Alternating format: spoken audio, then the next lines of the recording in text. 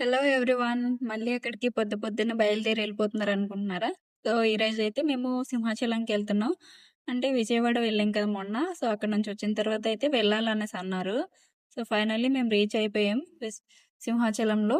మా ఫ్రెండ్ అయితే మాకన్నా ఫస్ట్ ఒచ్చేసింది. ఎందుకంటే తను ఒక తింగరిది.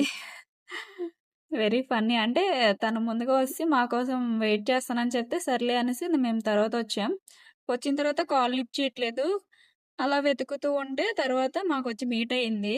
తింగరిది. విజయవాడ వెళ్ళినప్పుడు గూడా ఇలా చేసి ఉంటే ఎంతో కష్టం కదా! ఇలాంటి కష్టం ఎవరికీ రాకూడదు.